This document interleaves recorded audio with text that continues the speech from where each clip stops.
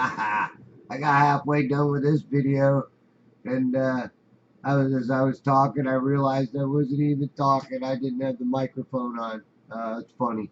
But you can see by the date and time what time it was. And then this is me using the virtual horizon, just centering where I think the bottom of the rack is, but that's not really where the horizon is. So I say you got to use a actual level on it. But this works like a theodolite, and it works pretty good. That was just me taking a picture, um, one of the pictures that I had taken. That's about where I think, well, not that high up now, but as you can see, I go up high, and you can see as I drop it back down, camera shut off, turn it back on. You can see where I get to a certain point, it'll turn green. Uh, but you have to be the pig in the middle. And that's why I say you definitely got to use a level on it and get it as level as possible. Nice bubble level, being that the P900, shaft on it that comes out is real long, and it's flat. It's a cylinder. It's not tapered or anything, so you can get a nice level on this thing. And again, right where I'm at about there is actually a little low, not quite where I think eye level is, a little higher than that. But again, it's like having a zoom theodolite, and this is this is funny too because it actually starts raining, and as it rains, it changes everything. Matter of fact, I think it's raining way out in the Gulf right now in this part. But you can count them, and you can see the birds underneath, obviously upside down and inverted. And there is 1, 2, 3, 4, 5, 6, and 7 is missing as far as the horizontal planks that go across this thing. There's 7 of them, remember. And then you see the number 1 on that channel marker. And you say, well, why is it on the right-hand side? Now, remember, I was in the second part of the park on the other one. When I move over to this side of the park, it moves over too. So, um, and I'm always saying that the birds give it away. And you'll see too when it starts raining.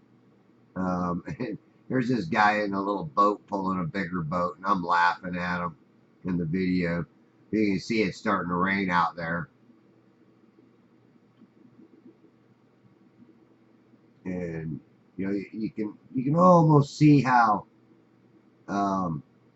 this thing's wanting to like rise up a little bit. Again, I'm saying everything's compressing. And it's weird though, because if you see a picture of it on a good visible day, everything looks like it's all in its right position, even the the horizontal slats going across this thing. Now I slowed this down because I thought it was pretty cool. This is at regular speed. Everything else, when you see it speed up, it's at 5 times the speed, Harry. But I just thought this was kind of a pretty view. You can see how the light and shadow is on the water. And of course, you see the boat out there. It's being mirrored, and there's a boat right behind the bird rack itself. Now, on a clear, visible day, again, I'm up pretty high. I'm up on the seawall underneath one of these pavilions with, I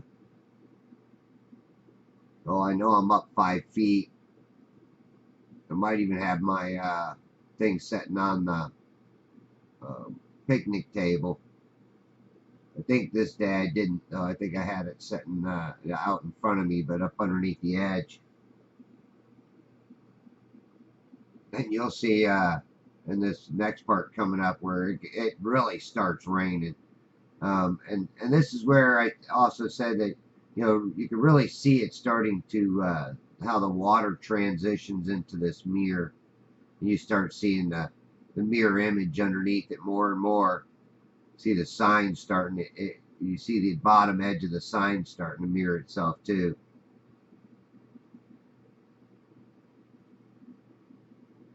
You see how 6 and 7 are just all compressed right there. It's funny, all the birds flew away.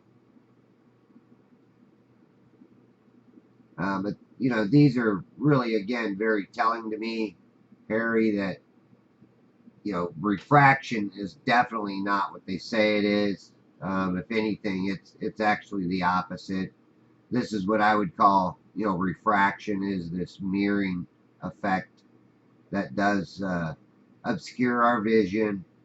And that's another word that you know, I hear a lot more being you know, said is obscured, and that's what I was, you know, I started talking about how these things obscure our vision, our visibility, our line of sight, and you know, then everybody else does use it. Which, you know, hey, I mean, don't get me wrong. I want people to use my terms, but then again, like I say, they're, you know, a lot of these people that are doing this are, you know, asking for money, you know, support me, send me money, money, money, money, money. I want to put a that uh, that song on money, any money, you know, money. I don't even know the damn words to it, but look here how it start. You know, it rains so hard, man, it just cuts the visibility off to that rack big time. Um, but again, you know, it starts coming back into visibility as it lets off. And again, here I zoom back, show you it is raining. Not so hard where I'm at. And, you know, who knows if it's raining that hard out there, too. It just might be an accumulation. I think it is raining a little harder out there, though.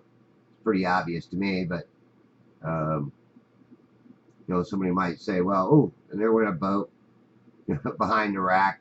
Like I said, on a good, clear, visible day at this height, man, do I see the boats way out there. But what's really funny is a lot of times they're the water line, again, the visibility, the visible water line is below the rack or at the bottom of the Bayport rack, and all the boats seem to ride perfectly on that same line of water as it's going away. I mean, and obviously these boats are going away from me, Harry. You know, I don't know how many of the actual boat videos you've watched of mine, but you know, like I was saying, I got that In Search of the Horizon. You know, you watch that was a day I had really good visibility, and in the end, uh, on the last part 6, I saved the best for last with the pictures of the Crystal River power plant, and it's actually awesome.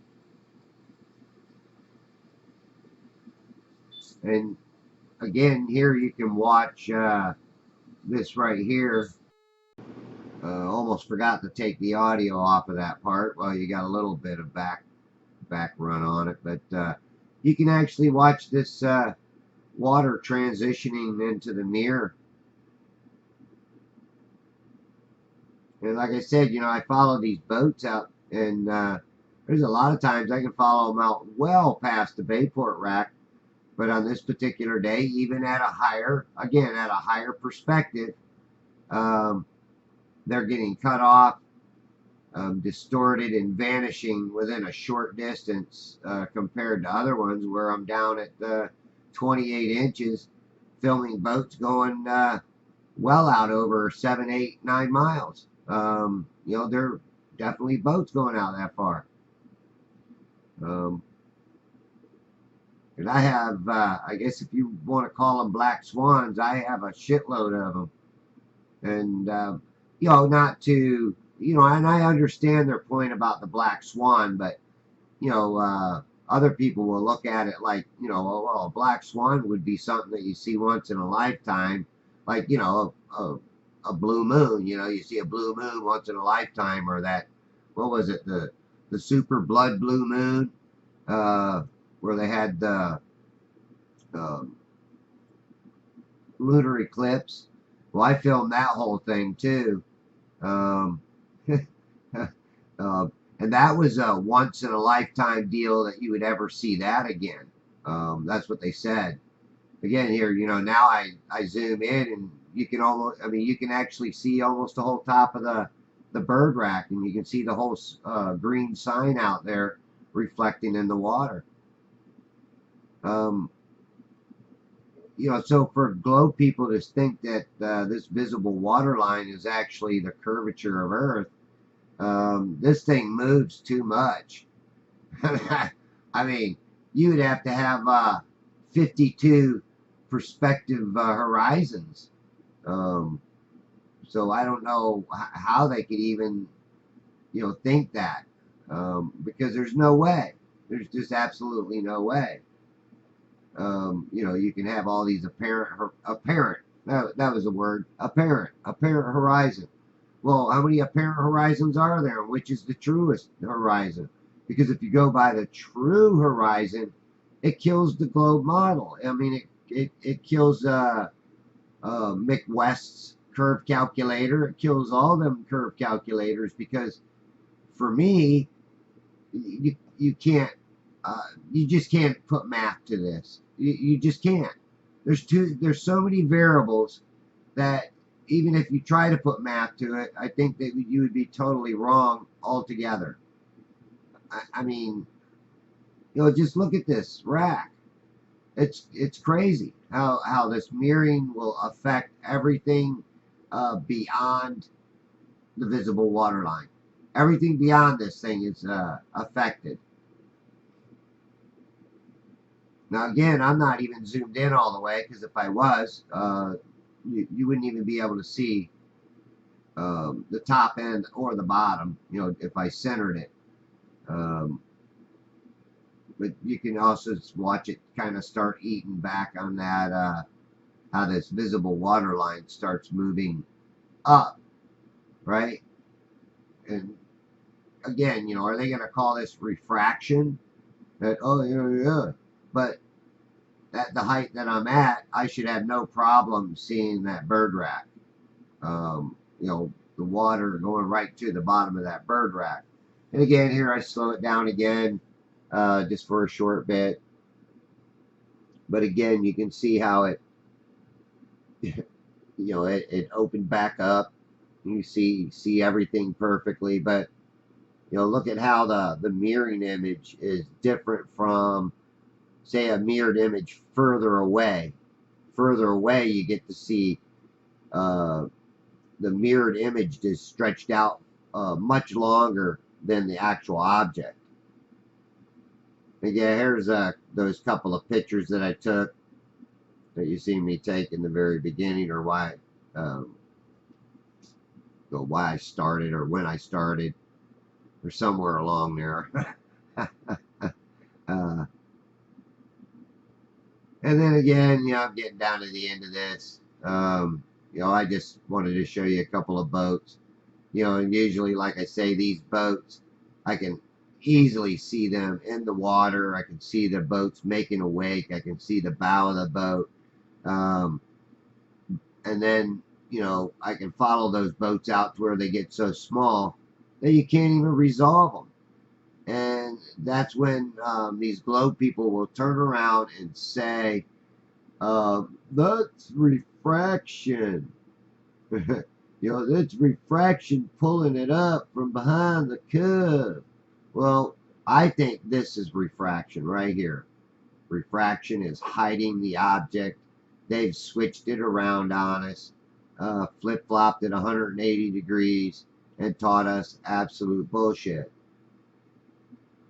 So again, I hope you can give me some insights or some of your thoughts on these videos. All right, thanks, Harry.